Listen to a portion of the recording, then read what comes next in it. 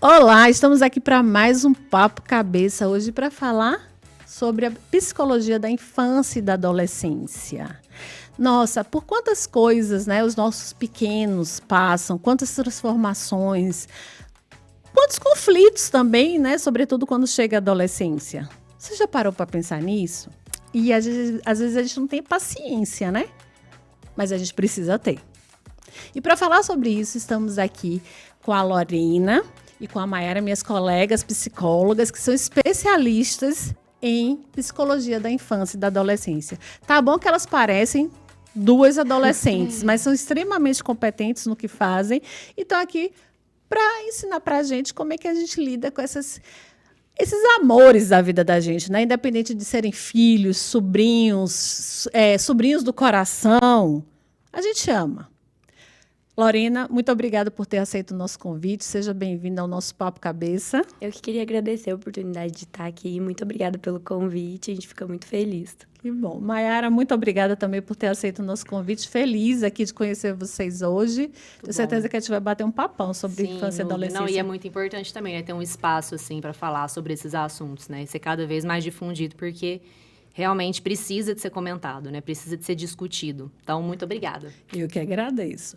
Bom, vamos começar pela Lorena. Lorena, o que é psicologia? O que é psicologia da infância? Eu vou dividir um pouquinho, que eu sei que você está mais voltado para a infância, é isso mesmo? Isso, para a infância e para a adolescência. Tá? Mas vamos conversar com a infância. O que a gente tem que chamar a atenção na psicologia da infância? Então, quando a gente fala da infância, eu trabalho muito com a psicanálise. Então, a gente fala muito da constituição do sujeito. Então, a infância são ali aqueles primórdios e vão dando seguimento no desenvolvimento do ser humano, né, do sujeito. Então, ali que vai ser formado todo o psiquismo, a mente daquela pessoa, né? Então, por isso que é tão importante a gente fazer essa separação mesmo, porque precisa dar um foco, né? Às vezes, muito importante as psicólogas que trabalham com a infância estar sempre atualizada desse assunto, porque tem sim, né, uma diferenciação ali, porque a gente dá o foco nesse começo, né, nessa formação mesmo da mente daquele sujeito. E que é tão importante, que vai seguir e que vai interferir muito na vida toda deles, isso, não é isso? Eu trabalho muito, meu foco é na infância e na adolescência, né? Sou especializada nessa parte, mas eu também atendo adultos. Mas é o que eu sempre falo com a comunidade ali do meu Instagram. Mesmo tendo essa especialização, ainda assim, contribui muito para eu trabalhar com os adultos, porque, bom, ali na infância a gente vai atuar enquanto as coisas estão acontecendo. Já quando a gente vai atuar com os adultos, a gente volta muitas vezes na infância, né? Então, muitas coisas ali não são elaboradas, então a gente acaba trabalhando com os adultos também, a criança deles ali interior, né? Mas essa separação é muito importante para a gente focar e aprofundar aí nesse estudo. Que coisa boa. Mayara, e na adolescência, que é uma fase tão complicada, como é que a psicologia pode atuar, né? Nossa, então, tem várias intervenções, assim, que tem como ser feitas. Isso aí vai depender, assim, de cada caso também que chega pra gente, a forma como chega, né? Idade também varia muito, porque a adolescência, ô Núbia, ela é, assim, tem um tempo muito grande, né? Que a gente vive ela, igual a infância também. Que é de 13 aos 25, não é isso? Isso, a gente fala ali, aí vai depender também de cada teoria, né? Mas normalmente, assim, vamos falar pela lei, né? Dos 12 ali até os 18 anos que está terminando de maturar de uma maneira geral. E quando a gente pensa nessa fase, né? Tem muita gente que fala, né? É uma fase, assim, muito turbulenta, né? Marcada por muitas mudanças. E eu gosto muito também de pensar, e é o que o olhar clínico, eu foco muito nisso, que trabalha muito com as perdas. Né? Então, quando a gente pensa em adolescência, em desenvolvimento, né? Primeiro que a gente está falando aí de aprendizados, desde lá da infância também, né? Tem ciclos ali de aprendizados, isso é muito importante a gente frisar. E também a questão das perdas de, por exemplo, o corpo muda, muito, né? Né? Hormônios ali estão trabalhando de uma maneira que nunca trabalharam antes. Sentimentos mudam, emoções, percepções. E aí que começa a existir muitos questionamentos com relação à família, né? Aos valores, assim, que tem. Que é quando começa a contestar muitos pais, contestar algumas regras, né? Que antes não eram contestadas, mas aí vai para casa do coleguinha, né? Vê que lá é diferente, mas por que que na minha casa é de tal forma, né? Então, é onde abre muita brecha para ter conflitos, né? E desentendimentos. E é importante, assim, a gente trabalhar sempre em conjunto com os cuidadores, para que eles também consigam manejar essas dúvidas, né? Essas percepções que são normais, são comuns e são saudáveis também, considerando esse desenvolvimento. Até para eles não aprenderem de forma errada, né, pai e mãe? A gente tem que lembrar muito disso, porque já que eles estão contestando tanto, já que eles estão mudando tanto, eu vou aprender com quem? É um questionamento. As referências mudam ali, né? Exatamente. Eu acho que essa é uma especificidade muito importante da psicologia da criança e do adolescente, que é o trabalho com os pais. A gente viu, por exemplo, na psicanálise, né, ali no comecinho, quando começaram a pensar nesse trabalho diferenciado, muitos autores falavam, não, o pai não tem que participar do atendimento. Já alguns falavam, não, ele tem que participar totalmente desse atendimento. E aí a gente foi chegando no equilíbrio ali, que a gente né, compartilha com os pais esse atendimento, mas de uma maneira que a criança ou o adolescente, eles sejam o sujeito daquele atendimento, né? Eles sejam o protagonista. Mas como a Mara falou, acaba tendo muito conflito com os pais, eles estão participando ali ativamente da vida daquele sujeito. Então, a gente tem esse trabalho em conjunto com os pais também. Não, mas é perfeito, né? Afinal, se os pais estão equilibrados, né, a família acaba ficando equilibrada também. E na adolescência a mesma coisa, essa questão da presença dos pais é tão importante quanto na primeira infância. Eu estou fazendo uma pergunta que eu já sei a resposta, tá, gente? Mas eu quero deixar bem firme na cabeça do pai e da mãe, porque às vezes fala assim, não, já tem 15 anos, já tem 18 anos, pode deixar eu sair sozinho, não sei o quê, e acabam, né, esquecendo um pouquinho. É isso mesmo, Era? Eu acho legal isso que você fala, Núbia. Sim, né? É isso. E também, qual que é o lugar, né? Porque muda um pouco essa questão do papel. Ok, claro, vai ser pai e mãe ali. Só que a atuação, ela pode ser, e ela deve ser diferente, porque as demandas ali são diferentes, né? O que uma criança, ela pede, o que uma criança precisa, o que uma criança, ela faz ali, é muito diferente do comportamento da adolescência. E eu acho que é aí, assim, né, na minha experiência clínica, eu não sei se a Lu também compartilha disso, é na adolescência que começa a entrunchar muita coisa. Gostei do entruchar. Né? Nem sei se essa palavra existe, gente. Tá. Mas começa a introjectar, muita coisa, entendi. né? Especialmente quando a gente fala nessa questão de confrontação, né? Porque parece que os comportamentos eles vão ficando mais, assim, mais delineados, né? Então, por exemplo, se a gente vê, né? É muito comum, às vezes, chega um adolescente no consultório e aí eu vou fazer a orientação de pais, eu falo assim, cara, isso sempre teve? Isso sempre foi assim? Não. Quando ele era pequeno, era outra história, era outra coisa. Agora que ele tá com essas coisas, eu não tô entendendo. E aí a gente vai conseguindo ver Como é que mudou assim, né? Exatamente, né? O que esse novo comportamento tá querendo falar ali, né? Porque sempre também tem isso, tem aquilo ali que não tá sendo dito, que é o trabalho do psicólogo aqui, de ler, né? O que tá por trás ali do que tá, né? Como é que eu posso dizer? Do que tá confuso. Assim, né? Então, eu acho muito importante, assim, pensar nesses novos lugares que os pais assumem nessa educação e nesse desenvolvimento também. É importante pensar. Pensando nessa questão dos pais também, trazendo de novo a psicanálise, a gente fala muito que quando existe um bebê, né, existe uma expectativa sobre aquele bebê. Então, antes de nascer, ele já tem um nominho, os pais já vão imaginando. E eu acho que, claro que ao longo da infância também há uma quebra de expectativas, mas a adolescência é onde há um período maior de quebra dessas expectativas. E muitas vezes essas expectativas desses pais não são nem conscientes, né? Às vezes são coisas que eles esperam para aquele filho, que ele realize ou que ele seja, que nem eles sabem, às vezes, que eles querem aquilo daquele sujeito, né? E aí eu acho que é onde mora o maior conflito, né? Que é o conflito interno dos próprios pais, tendo que lidar com aquela fase ali tão complexa que é a adolescência. Super importante, gente. E assim, aí eu vou levar um pouquinho para a administração. Na administração existe um autor que é o Hampton, que ele fala muito sobre o conflito. E ele fala que o conflito surge da frustração. Então, pai, mãe, vocês se imaginaram uma coisa, seu filho não é daquele jeitinho, né? Refaz, né? Ressignifica, que a gente gosta de usar muito essa palavra na psicologia, porque acaba que os conflitos que você tem com seu filho têm a ver com você e não com ele. Isso é importante, sobretudo quando chega a adolescência. Ah, porque na minha época meu pai olhava para mim e eu parava de fazer. Na sua época, né? Na sua época, da Exatamente. forma como você foi educado. E é importante que a gente traga isso, né? Com certeza. Porque é igual você falou mesmo, né? Às vezes incomoda tanto ali o pai e fica um confronto ali muito grande interno, né? Deles com eles mesmos, porque sempre diz respeito a eles também. Né? Então, assim, uma coisa que a gente sempre fala, né? Em terapia, assim, com criança e com adolescente também. Primeiro que a gente sempre tem que ter um olhar sistêmico, né? Da família como um todo. Não existe, assim, tratamento, bom, pelo menos no meu olhar aqui, só com a criança ou só com Nunca. o No meu olhar adolescente. também. É sempre um conjunto, né? A família tem que ser participante ativa. Exatamente. E assim, cara, 99% dos casos que eu já atendi, eu também recomendei terapia para os pais, para um deles, pelo menos. Falei, olha, eu entendo que o que você me traz, que reflete também no seu filho aqui, né, pode ter a ver com isso que é uma questão sua, que eu não consigo trabalhar aqui.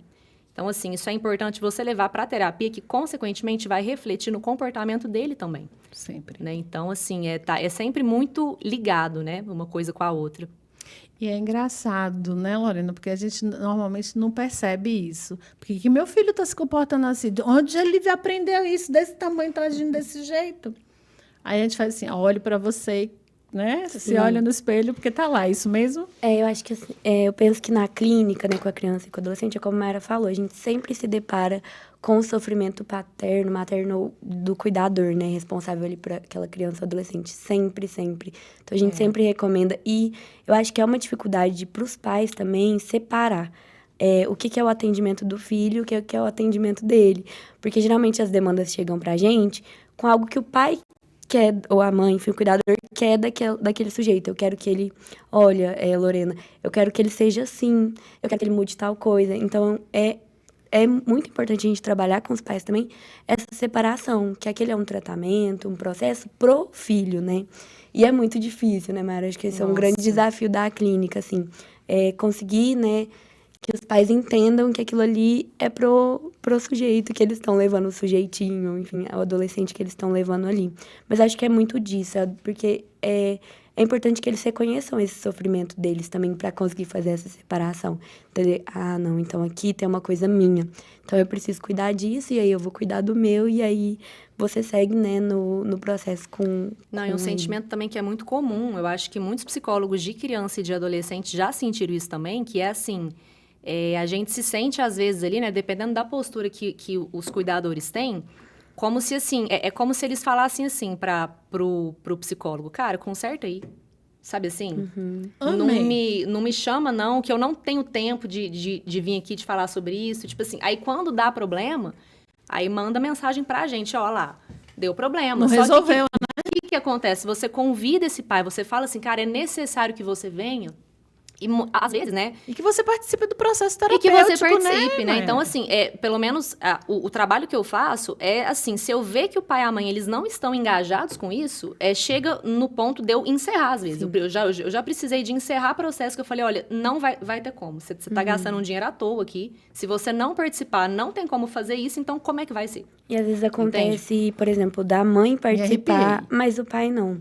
Então, você tá ali num caso que você precisa conversar com os dois, ou somente com o pai que nunca compareceu, um exemplo, e não vai. Então, é o que a Mayra falou, chega um momento que você sabe que aquilo ali não vai pra frente se não tiver essa participação.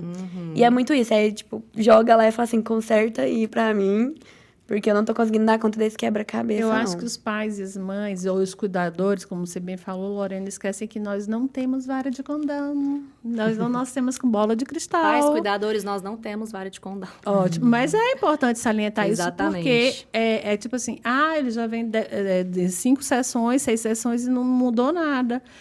Não vai mudar. É a tal da responsabilidade, né, Luda? Terceirizar a responsabilidade. Exatamente. E eu acho que isso tem Pessoas sido não querem ver isso. uma grande questão da sociedade, assim, a gente tem discutido bastante isso nesse núcleo, né, sobre essa terceirização mesmo.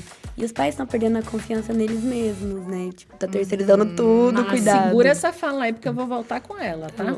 Bom, esse bloco acabou, a gente vai ali, mas já volta.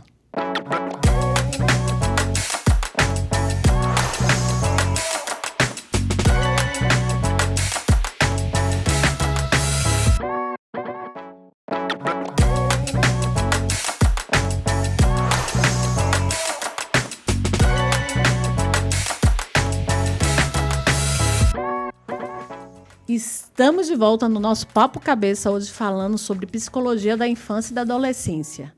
Você já se preocupou com a sua responsabilidade na formação emocional do seu pequeno? Ou o impacto da falta dela no seu adolescente? Para falar sobre isso, estamos aqui com a Lorena e com a Mayara, que são especialistas na área. E eu vou voltar com a fala da Lorena, tá? Lorena, adorei o que você falou. Não vou mentir, não, gente. Eu tô toda arrepiada, ó. Não, você sabe Tá por quê? mesmo. É verdade. Não, mas eles já sabem. Eu sou escrachada, eu choro, eu falo o que eu penso aqui. É porque é tão verdadeiro isso, né? Essa questão de você querer que alguém resolva um problema. O psicólogo, gente, ele vai, sim, ajudar a modular o comportamento, ele vai ajudar a psicoeducar, né? O que tem a ver com as emoções, com os sentimentos. Mas a gente não tem bolinha de cristal, nem varinha de condão. E, Lorena, continua aí só fala porque estava porreta, como a gente fala na minha terra, lá na Bahia. Essa questão da terceirização do cuidado, ela é bem complexa, porque tem a ver com a evolução que a gente foi tendo em sociedade também, né? Que muitas coisas foram evoluindo, foram surgindo várias especialidades para fazer vários tipos de cuidado. E, assim, a ciência é a nossa maior aliada. Mas o conhecimento dos pais que ele tem sobre aquela criança, sobre aquele adolescente, ele também é importante. A gente vê muito isso em caso de crianças diagnosticadas com transtorno. A criança faz fonoaudiólogo, psiquiatra, né, tudo. Psicólogo. E todas essas especialidades, elas são muito importantes no tratamento, mas como que está sendo esse trabalho, né? Muitas vezes ele é fragmentado, então o pai vai ali, ele terceiriza o cuidado e ele fragmenta esse cuidado. E aí vem o tal do Google, né? Tudo que acontece com o filho, Google. Ou vai atrás de um profissional. Mas e o que ele sabe sobre aquele filho? E a responsabilidade dele sobre a educação daquele filho, né? Eu costumo dizer que o Google não fez 5 anos de faculdade, não fez zilhões de especializações para poder atuar com o que quer que seja. A gente consulta, claro, todo mundo consulta, ninguém aqui tá se isentando, mas existem profissionais capacitados para lhe auxiliar no diagnóstico dos seus filhos. E, antes que eu esqueça, psicólogos fazem diagnóstico, tá, gente? Por favor. Porque eu sei que existe um debate aí, se você ouvir em algum lugar, psicólogo não pode fazer diagnóstico. É mentira, tem lei, tem norma para isso. Mas volta lá, Lorena. Só porque aqui é um programa de utilidade pública, a gente tem que esclarecer. Né? E lembrando também que o diagnóstico, ele pode, assim, ele deve ser feito sempre multiprofissional, né? Sim. Sempre. E aí Vários é sobre olhares. esse trabalho, né? Eu acho que a gente, os pais, eles devem confiar nos especialistas, mas os especialistas também têm que trabalhar em conjunto, né, com essa criança. Porque é o que eu falei, muitas vezes esse serviço fica fragmentado. Então, procurar uma rede de profissionais que consiga trabalhar em conjunto, né, que esteja aberto a trabalhar em conjunto. A gente vê muito na escola isso, assim, às vezes terceirizar para a escola.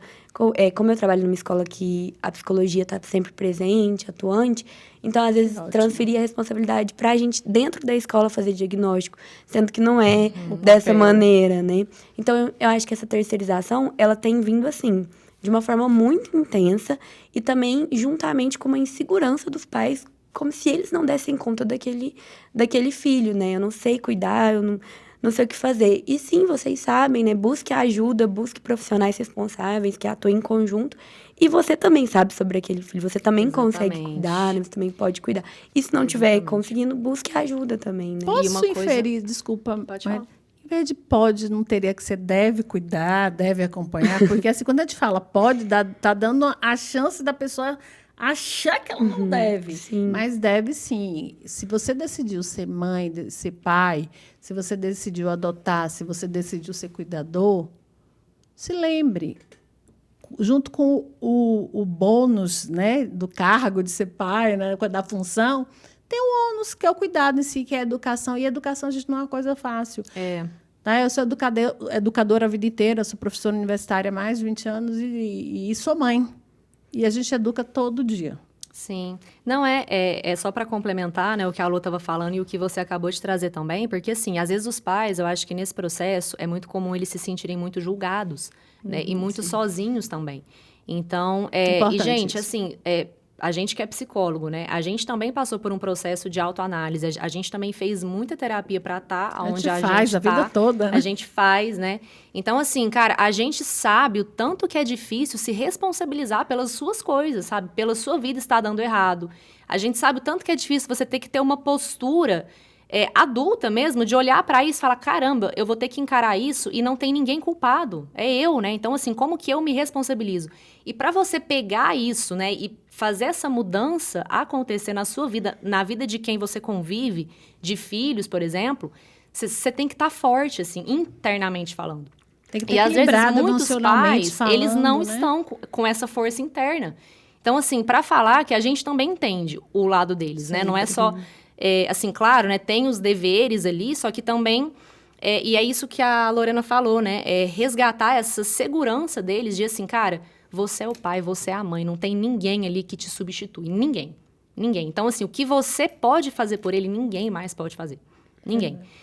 Só para dar um exemplo, assim, né, dessa questão de Dr. Google e, enfim, né, e pais não se responsabilizando, chegou um caso para mim há um tempo atrás, que a forma como falaram desse caso pra mim, cara, parecia assim...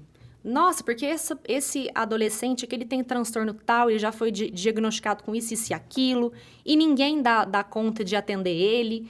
Falei, meu Deus do céu. E aí me recomendaram você, então tô indo em você, eu quero que você... Falei, não, beleza, né, manda pra cá.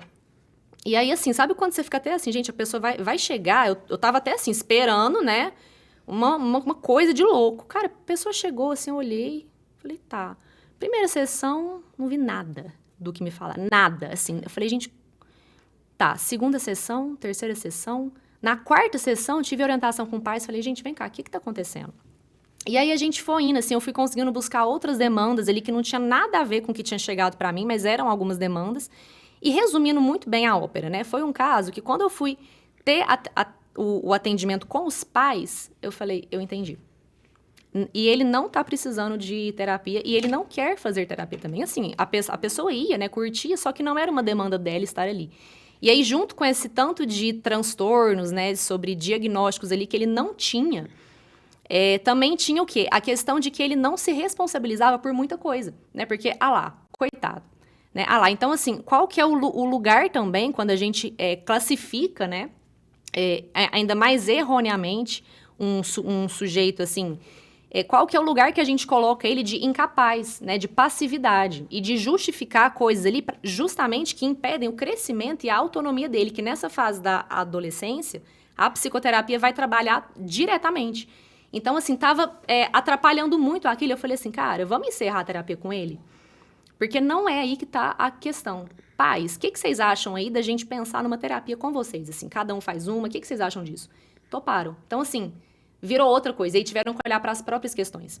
Né? Então, é muito bonito, gente, quando a gente para ver o sistema em geral, sabe? A gente fala muito na psicanálise que, às vezes, a criança, ela é o sintoma da família, né? E acho que os diagnósticos, eles vêm num lugar de muito...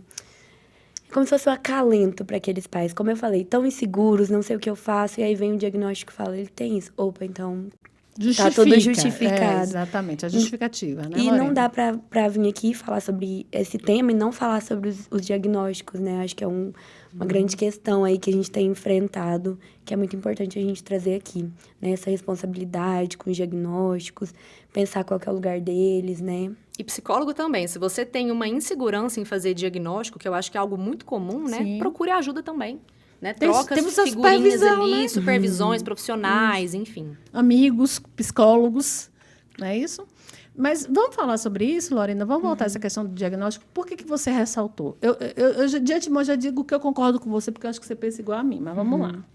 Então, a questão dos diagnósticos, a gente está vivendo uma onda aí de uma exacerbação da quantidade de diagnósticos mesmo. Então, a gente tem que se preocupar, né? TEA, TOD, transtorno do espectro autista, que a gente já falou aqui, TOD, transtorno opositor, desafiador, que a gente também já falou aqui, né? Se você não assistir esses programas, assista, tá lá no YouTube. E, assim, a linha é muito tênue entre a gente dar o olhar que esses diagnósticos precisam, é preciso falar sobre os transtornos, né? Mas também entender que quantos diagnósticos podem estar sendo feitos de uma forma equivocada. Porque a gente fica vendo que existem diagnósticos que são feitos tão rápido, né? E aí a gente fica muito preocupado, né? Porque a gente entende que esses diagnósticos, eles estão ocupando um lugar de calar, às vezes, algum sintoma ali que precisa ser ouvido, né? As medicações, aí a gente já entra em outra questão, que é a medicalização infantil, que tá, assim, muito preocupante também. E calando sintomas, que às vezes eles precisam gritar, que o adolescente, por exemplo, ele precisa gritar, a criança precisa gritar, pra gente entender, às vezes, o que tá acontecendo. E ter certeza do diagnóstico que estamos dando, né? Sim. No nosso programa número 1, Geração Tarja Preta, você vai lembrar aí, se não assistiu ainda, assista, a gente fala justamente sobre isso, a questão do excesso de medicalização, que é uma preocupação tão gritante dessa psicóloga aqui, que foi o primeiro programa, justamente porque eu tenho percebido muito isso. E a história, não sei se vocês vão concordar, assim, o filho do meu amigo era muito agitado, ele está tomando tal remédio. Aí o meu também é agitado. Dá um remédio para ele ficar igualzinho o filho do meu amigo. Né? Então, a gente tem que ter esse cuidado da medicalização, a gente tem que ter o cuidado... Tanto que isso interfere no desenvolvimento, né? Exatamente. Cerebral, bizarro. E desculpe as interrupções, mas é porque são temas que a gente trouxe aqui no programa por justamente entendermos que são temas de extrema relevância para a população e, muitas vezes, com a melhor das intenções, os pais fazem isso. Sim. Né? E esquecem que criança é criança, né, gente? Então, eles vão subir no móvel, eles vão dar cambalhota, Vai eles fazer vão quebrar as bagunça, coisas lá, vai fazer arte, vai pintar Quem convive o sofá. com criança sabe, né? Como é que funciona. E é importante isso, faz parte do desenvolvimento da criança, né? Eu trabalho, como eu falei, eu trabalho em escola e a gente vê muito essa questão do TDAH, né? Da agitação. E aí a criança vai lá, ela é medicada e ela sossega na sala. Mas para quem que ela sossegou, né? Porque foi olhado por que ela estava agitada daquela maneira, né? Claro que tem alguns casos que é necessária a medicação, sim, a gente concorda com isso. mas é importante olhar o porquê daquela agitação. E muitas vezes a escola e diversos dispositivos da sociedade não estão preparados para lidar, né? Então, por isso que sossegar é melhor. Falar assim, não, agora aquela criança melhorou. Mas será que melhorou mesmo? Será que que não tinha um sofrimento ali que precisava ser olhado, precisava ser elaborado, né? Então, muitas vezes é calar mesmo aquele sintoma, né? Isso é muito preocupante. Nossa, que bom que você trouxe isso, porque a gente tem que reforçar o tempo inteiro, tá? Que criança tem que ser criança para ela se desenvolver, para ela passar pelos marcos de desenvolvimento. E se a gente esconde as coisas, Sim. Quando ela aparecer, né? Quando é que ela vai aparecer? E como é que ela vai aparecer? E voltando rapidinho na questão que eu falei de terceirização, né, do cuidado, também me preocupa essas crianças diagnosticadas que têm muitos profissionais ali fragmentados, como eu falei, porque não sobra tempo para brincar. Essa criança brinca quando, né? Se ela tá o tempo todo ou na escola, às vezes ou é fazendo só alguma na atividade. terapia, né, que ela brinca. E a gente tá falando de transtornos aqui, mas a gente também tem casos, né, de crianças que não têm diagnóstico, mas que fazem muitas atividades extracurriculares e que não têm esse tempo para ser criança, para ser adolescente, né? Então, são preocupações aí que a gente tem que levantar para a gente pensar, refletir, né? Como é que a gente está educando essas crianças e esses adolescentes. Aí outra questão que me faz pensar gente, a questão das telas, né? O tanto que não rouba um pouco desse papel, né? Inclusive, pouco? Assim, né? Eu tô querendo ser... Legal, né? Usando os eufemismos aqui. Mas Núbia, é impressionante, assim, né? O tanto que... Assim, eu acho que todo mundo aqui, né? Quando você sai na rua, assim, você vai para um restaurante, para um bar, se tem um neném, vai ter um tablet na cabeça dele, assim, ele lá mexendo. Né? Assim, a gente vê isso em todas as idades, né? Adolescente, quem tem adolescente em casa, né? Você vê que é o tempo inteiro ali TikTok, estímulo, né? E eu fico me perguntando, assim, o quanto que as pessoas, elas questionam sobre isso, porque eu acho que, assim, eu até vejo alguns questionamentos, alguma consciência do tanto que isso aumenta os níveis de ansiedade, de depressão, que também interfere diretamente na construção dessa identidade, porque a partir do momento que tem um algoritmo ali falando o que eu tenho que gostar, o que eu devo fazer, qual que é a nova moda, né? Quem que eu sou aqui? Quais são os meus gostos, quais são os meus desejos, como que eu me constituo, qual que é a minha imagem, né? Em meio a esse tanto de filtro que tem hoje em dia. E aí eu fico me perguntando assim, porque eu até vejo uma certa discussão sobre isso, mas assim, como que a gente age? Como é que a gente é efetiva, né? Como que a gente é efetiva? Quem que a gente cobra? Pra onde que a gente olha? Porque a gente tende a olhar só pra gente, né? Tipo assim, não, eu tenho que parar, então, de mexer no meu celular tanto. Então, eu tenho... Cara, será que tá só em você essa responsabilidade? Como é que a gente cobra esses órgãos, né? Essas empresas, né? Essas grandes indústrias aí que senta lá 5 pessoas numa reunião e falam, então, esses caras também, será que a gente não tem que chegar até eles, né? Para eles também implementarem algo ali, porque eles também são responsáveis por isso, né? Por uma coisa ali que é feita para viciar a gente. Então, assim, eu fico pensando muito nessa questão tanto da conscientização desse assunto, quanto, assim, formas da gente pensar para mudar realmente. Porque na hora de mudar, ninguém muda. Parece que todo mundo sabe que tá fazendo mal, todo mundo sabe que tem que mudar, mas o que a gente faz? Vai ficar a pergunta no ar. O que a gente faz, né? Não sai daí não, que a gente volta para tentar responder.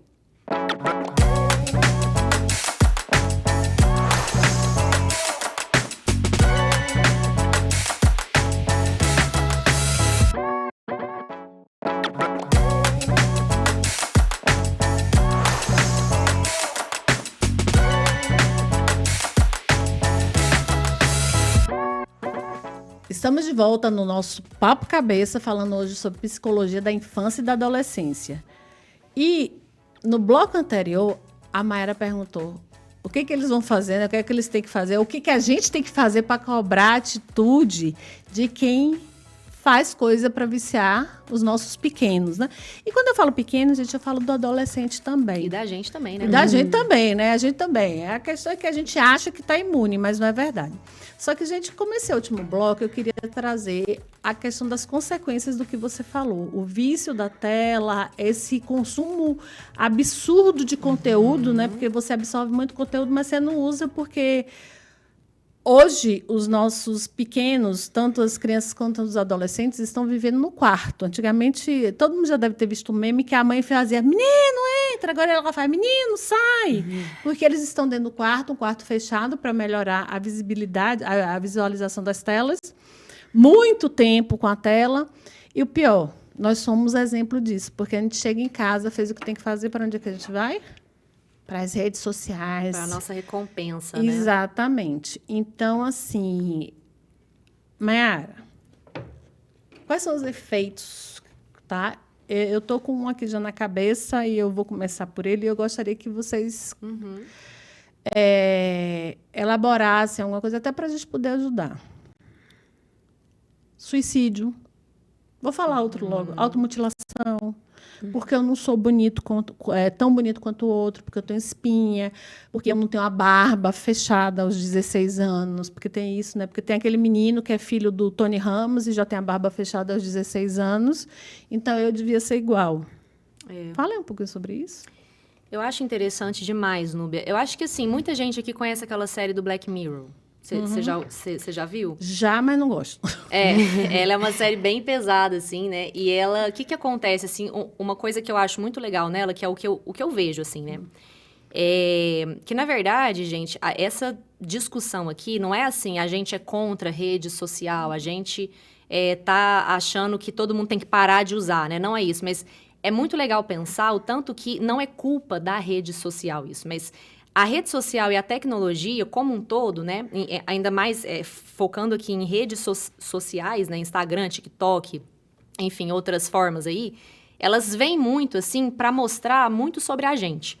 Porque, assim, são questões aí, né, que elas ressaltam ainda mais que a adolescência sempre teve, que é questão de insegurança, de comparação, às vezes numa fase ali maior do que na vida adulta e do que na infância. Né? Porque é uma fase ali de muitas mudanças, né? De, cara, quem eu sou aqui. De busca por identidade, De busca por identidade, né? Por autonomia ali. Então, eu acho que quando... parece que, assim, a rede social, ela dá um gatilho a mais ali, aliás, vários deles, nessas questões aí que já são problemáticas, né? E elas deixam a coisa ainda mais densa. Então, assim, você falou, né? Quais são os efeitos aí? Os efeitos, cara, assim, a gente sabe que tem vários, né? Como, por exemplo, o aumento, isso aí já foi, assim, estudado, né? Foi feito um estudo muito grande, se eu não me engano, há 5 anos atrás. Um estudo, assim, gigante mesmo, nos Estados Unidos, falando sobre o impacto dos transtornos, o aumento dos transtornos de depressão e de ansiedade. E a gente está falando de 5 anos atrás, eu acho que nem tinha pandemia ainda. Não, não tinha.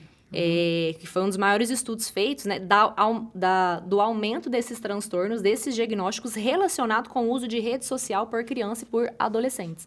E na minha visão, assim, né, como uma pessoa curiosa sobre esse assunto, né, que busca saber muito, eu vejo que, assim, os impactos, eles ainda vão ser, assim, eu acho que eles ainda estão sendo discutidos, assim. Por mais que tenham ali impactos que já são categorizados, né, por exemplo, até o aumento do suicídio também, da automutilação, isso aí tem relação, sim. Eu peguei casos de automutilação no consultório, peguei casos de suicídio, assim, em adolescentes de 15, 16, 17. A mais velha que tentou suicídio tinha 19 anos. E tentou mesmo, de fato. Sim. Existe, né? Claro que as redes aí, elas têm influência também. E, assim, é todo um contexto, né? Quando a gente fala de cada caso, ainda mais casos que envolvem autoviolência, de uma maneira geral, a gente tem que ter um olhar, assim, muito amplo, né, Núbia? Você bem sabe disso, assim, com relação a muitas coisas. E eu também já vi em consultório, né, gatilho para automutilação ser porque eu olhei a foto do Instagram de uma menina que é muito bonita e eu não sou tanto, né? E isso aí fez com que foi o estopim ali naquele momento. Então, eu acho que são intervenções, assim, diferentes que a gente tem que fazer, críticas, né, diferentes também, porque também não adianta você virar e falar, não, então para de mexer no Instagram. Não. Porque não é aí que tá a questão, né? Então, quando você pergunta, né, quais são os impactos, né, disso, cara, eu acho que a gente ainda vai ver muita coisa que a gente não tá vendo agora, mais pra frente, né? Porque uma coisa, igual eu falei, né, a gente também é viciado nisso. Todo mundo é, de uma maneira geral. Só que um adulto, isso aí, a gente começou a rede social, a gente tinha o quê? Uns 15 anos, 16? Com o celular, eu acho que eu e a Lorena, eu tô com 27, ela tá com 25. O celular, eu lembro que eu comecei a ter com 17, por aí. Ou seja, né? A gente tá falando de pessoas que são crianças, que já começam com isso. Já nascem, Adolescentes que, cara, já estão ali muito mais à frente nossa. Em questão de saber como é que funcionam as coisas, né? De mexer muito mais do que a gente mexe. E eles estão em desenvolvimento, gente. Isso é importante.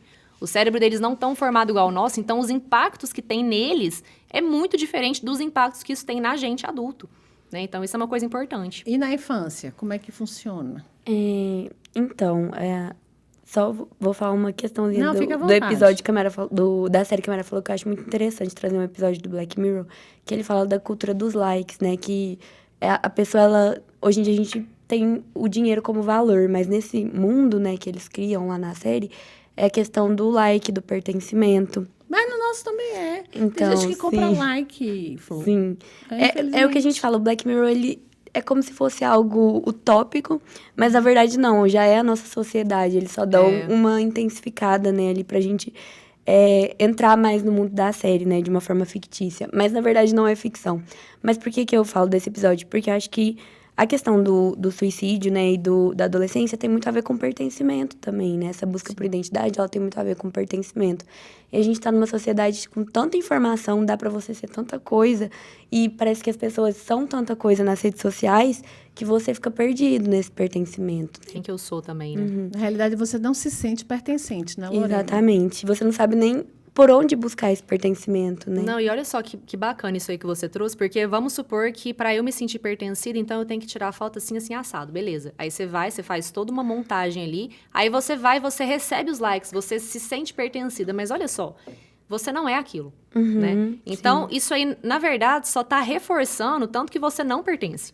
Né? Então, acaba que é um ciclo ali que a gente entra achando que vai ganhar algo, só que a gente sempre volta pro mesmo ponto. Há sempre uma falta, né? E acho que a rede social é muito disso também, essa tentativa de preenchimento constante, quando na verdade há sempre uma falta, né? Em relação à infância, às vezes a gente concentra muito essa questão da automutilação, do suicídio, em relação aos adolescentes. Mas também existem crianças depressivas, né? Então, acho que é isso, a gente precisa ficar atento não só aos adolescentes com essa questão, mas também às crianças, né? Crianças que não brincam, crianças que estão ali mais amuadinhas, né? Às vezes com muita dificuldade na escola, pode ser uma depressão. Então, a gente precisa olhar para isso também, né? E não autismo, né? Porque tem gente que está Isso. achando que a criança é autista porque ela não brinca, na realidade ela está depressiva. Exatamente. Então, acho que isso é muito pouco discutido, né? Essa depressão na infância. Mas acho que o principal sinal é a brincadeira mesmo, porque uma criança saudável, ela brinca bastante, ela tem bastante criatividade nas brincadeiras. Ela Muita contesta. energia, Então, né? ela olha essa caneca aqui, essa caneca não é uma caneca, essa caneca é uma casa.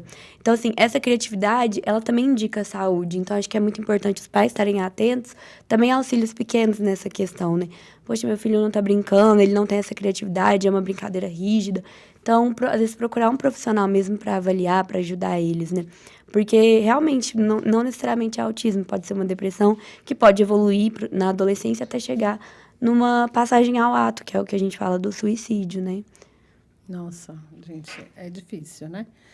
E existem casos de suicídio também na infância, tentativa Sim. de suicídio também, né? Sim. Infelizmente, a gente às vezes não está atento, porque como se fala muito pouco, ou quase não se fala de suicídio, às vezes a gente acha, ah, não, está muito longe de mim, isso pode estar acontecendo dentro da sua casa. Então, é bom a gente ficar atento.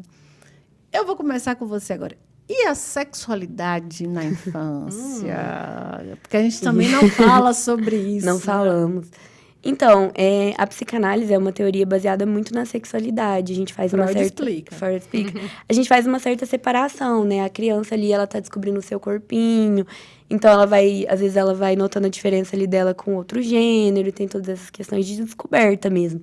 Já a adolescência, ela vai para um outro patamar, porque aí ela vai experimentar aquela sexualidade, né? Mas isso precisa ser falado. A gente tem um tabu tão grande em sociedade para falar disso. Por que isso precisa ser falado? Por tantos motivos, né? Tem a questão das ISTs, que é a prevenção, As infecções sexualmente transmissíveis, né? gravidez não planejada, ou até mesmo em relação à própria sexualidade mesmo, gênero, né? Tudo isso. A gente vai, como sociedade, suprimindo essas questões e depois elas subitam, às vezes, de uma maneira como um sintomas de sofrimento mesmo. Então, a gente precisa trazer esse tema, é muito importante. Então, vamos lembrar do programa sobre ISTs, tá? Infecções sexualmente transmissíveis, porque o número aumenta em 180%. Eu falei assim para chamar a atenção mesmo, tá? 180% nos adolescentes. Tá? Então, assim, é chocante. Sim. E na adolescência, como são essas descobertas? Gente, então, eu fiquei lembrando de cada coisa aqui, mas a gente tem que ter cuidado para compartilhar uns negócios, né? Então, verdade. vamos lá. Mas, assim, me fez muito pensar, né? Essas questões que a Lu falou são importantíssimas, né? De serem consideradas. E eu fiquei pensando muito, assim, no ponto de vista emocional. Uma coisa que a gente vê muito na clínica com adolescentes. Tem um teste projetivo que eu gosto de fazer, que chama HTP. Né? E lá, a gente consegue, assim, identificar algumas coisas, né? São hipóteses ali, a gente não vai se resumir naquilo, né? Mas, assim, eu acho que é uma ferramenta que ajuda e que incrementa, né? Só para explicar, o HTP é um desenho que a pessoa faz, a criança, adolescente, de uma casa, de uma árvore e de uma pessoa. E em cima desse desenho, a gente consegue identificar, tá? A gente vê muitas coisas. Algumas questões, E aí, uma coisa que eu acho legal em HTP, especialmente de adolescentes, né, gente, é que você vê muita culpa. E quando a gente vai investigar essa culpa, quase sempre tem a ver com sexualidade, com masturbação. Né? Porque, assim, justamente por ser um tema tabu em família, né, tabu de uma maneira geral, né, na sociedade, e é uma coisa boa, né, masturbação. Então, o que acontece? O adolescente, ele faz isso, que é uma coisa comum, é uma coisa natural. Saudável, tá liberado. E o que acontece? Ele fica com culpa disso, né? Porque é algo assim, ok, que é muito particular, né, realmente. Só que é algo que é motivo de vergonha ali, né? Que muitos ali, eles se sentem errados, eles ficam, às vezes até em dúvida. Nossa, mas será que eu não tô fazendo isso demais, assim, durante o dia? E a gente, até chegar nesse assunto com um adolescente, né, gente, Nossa, chão. É chão. É chão, assim, você tem que ter a pegada, porque senão não vai também. E muita dessa culpa, às vezes, de algumas questões da sexualidade, vem exatamente da infância, que algumas coisas foram reprimidas de serem conversadas, né? de serem tratadas. Então, por isso que eu falo, existe uma sexualidade na infância de descoberta, né? E ela precisa ter atenção também, né? Até para não acontecer de ser mal elaborada na adolescência, né? Sim. E virar problemas na idade adulta. Exatamente. Sim. Meninas, infelizmente, o nosso tempo está acabando, né? É rápido, né? Parece que é muito, mas quando a gente chega aqui é tão rápido. Não é exatamente. Então, isso significa que o papo tá gostoso, né? E eu falei uma sessão de pacientes dizem muito. Parecia muito e passou tão rápido. É isso mesmo. Bom, eu quero de verdade agradecer imensamente a vocês. Vocês não sabem o quanto. Amei conhecer vocês duas meninas. Tá? Porque, segundo o Papali, a adolescência vai dos 13 aos 25. O Papali é um dos maiores estudiosos do desenvolvimento humano. Então, ele disse que a adolescência vai dos 13 aos 25. Então, a Lolo aqui tá ainda no final da adolescência, mas assim, extremamente competente. Duas meninas muito seguras e eu acho isso assim fantástico. Parabéns para vocês. E de coração, muito, muito obrigado. Um dia desse a gente vai bater outro papo cabeça. Lolo, fica à vontade para falar com o nosso público. Gente, muito obrigada. Eu fico muito, muito, muito feliz de estar aqui falando sobre esse assunto que é tão importante para mim, né? E estar em comunidade é muito importante. Então, a gente falar desse assunto em comunidade é como a Mara falou no começo, é essencial. Obrigada e ficamos por aqui. Se quiser né? deixar suas redes sociais. É verdade. clínica. Me sigam no Instagram, é @psi.lorenapaiva. Vou esperar vocês lá, hein? Eu já vou falar no Instagram agora, antes que eu esqueça. Então, é @mai.psique. Eu também posto algumas coisas lá. E, gente, assim, obrigada, Núbia. É muito bacana, assim, esse espaço, né? Mais uma vez, assim, ter esse papo, levar a psicologia, a infância e a adolescência para mais pessoas também, para pais, para psicólogos, né? Para crianças, para adolescentes também, que é algo, assim, que a gente precisa de falar, né? Então, cada vez que a gente tem espaços que a gente consegue compartilhar esses saberes, né? Esses conhecimentos, ainda mais dessa maneira, assim, que você propõe, cara, é um presente estar aqui. Muito obrigada mesmo pela oportunidade, viu? Eu que agradeço, de verdade. E para você que está com a gente, tá? Se você não assistiu o programa inteiro, vai lá no YouTube, Papo Cabeça com Núbia Carvalho. Segue a gente nas redes sociais, tá? Que é papocabeca.tvu. O meu particular é @nubiadejcarvalho. E um beijo no seu coração. Fica com Deus e até o próximo.